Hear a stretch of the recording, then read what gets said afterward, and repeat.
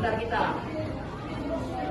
Sebelum orang abang ingin melanjutkan materi, lainnya orang abang memperkenalkanlah terlebih dahulu supaya sama-sama kenalkan abang sendiri, nama abang, terlibat ini, asal abang dari Gunung Tinggi, dan teman abang. Saya Sabina Berani, asalnya dari Tuhan. Nama saya Sabina Berani, asal dari Nia.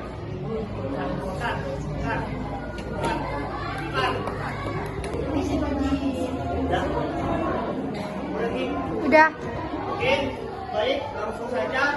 Di sini orang abang ingin menyampaikan materi tentang anti korupsi yang ada di sekitar kita, yang akan dibacakan oleh teman abang yaitu Servinos. Oke, baik.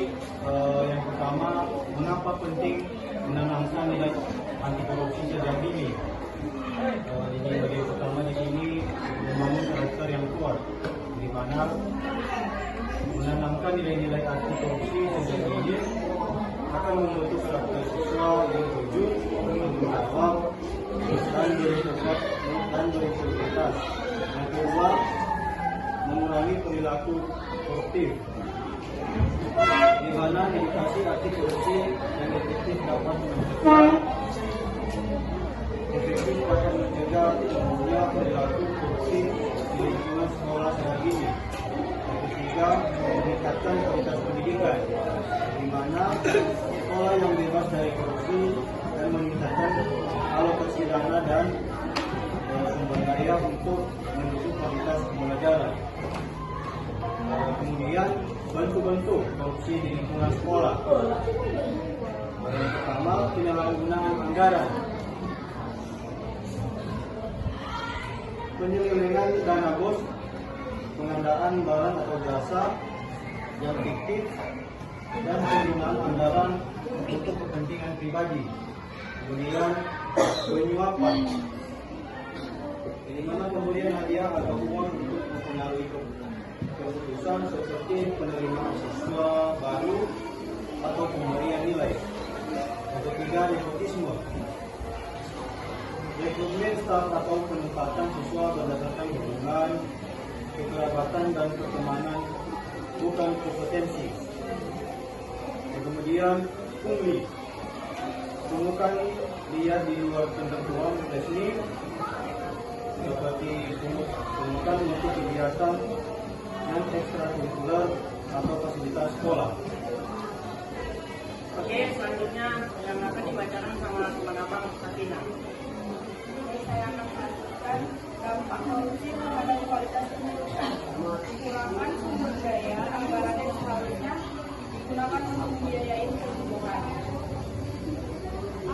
Pendidikan seperti pemberdayaan buku, alat peraga, dan pelatihan guru disalahgunakan. Rendahnya integritas, korupsi yang terjadi di sekolah dapat merusak kepercayaan masyarakat dan menimbulkan motivasi belajar siswa. Ketidakadilan akses praktek, nepotisme dan penyuapan dalam penerimaan siswa baru dapat menghambat kesempatan belajar yang adil. Menurunnya kualitas pembelajaran, keterbatasan sumber daya, dan mudahnya integritas dapat berdampak pada kualitas pembelajaran di kelas. Peran guru mengedukasi siswa tentang anti korupsi. Model berperilaku, guru harus menjadi teladan dengan menunjukkan integritas dan transparansi dalam setiap kegiatan tindakan. Materi pembelajaran mengintegrasikan nilai-nilai anti korupsi dalam materi pembelajaran di berbagai mata pelajaran. Diskusi interaktif mendorong siswa untuk terlibat dalam diskusi dan praktik anti korupsi di lingkungan sekolah.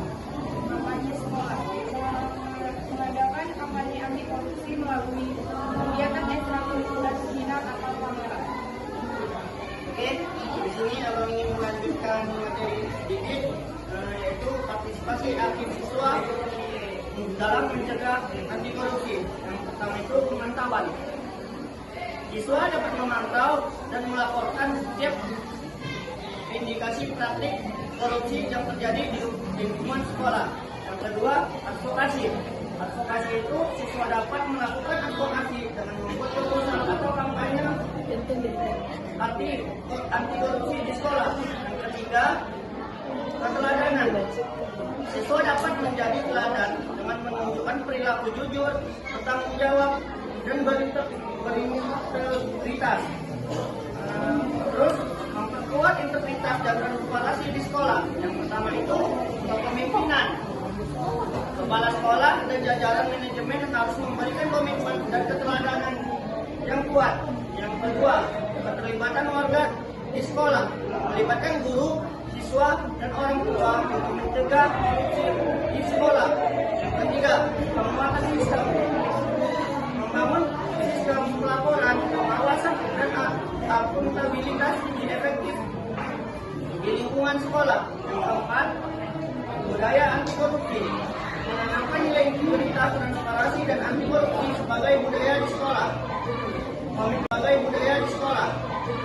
Komitmen bersama mewujudkan sekolah bebas korupsi. Yang pertama itu untuk websitenya 100%. Yang kedua, orang tua itu sebagai teladan di rumah yang nilainya 80%.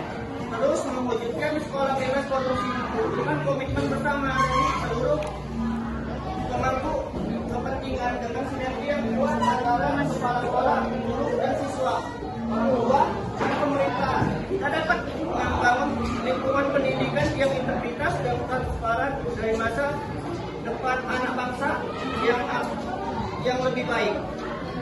Mungkin untuk materi itu saja yang bisa orang abang sampaikan.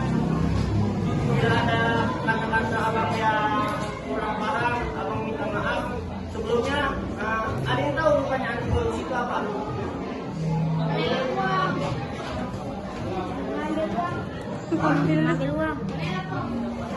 Ngambil uang itu ngambil uang.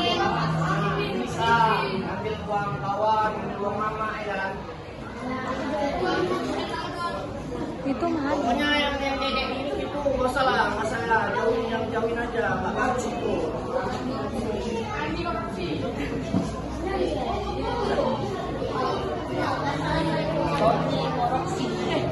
Mungkin itu saja yang bisa orang abang sampaikan. Lebih dan kurangnya orang abang mohon maaf. Wabillahi taufiq wal hidayah. Assalamualaikum warahmatullahi wabarakatuh.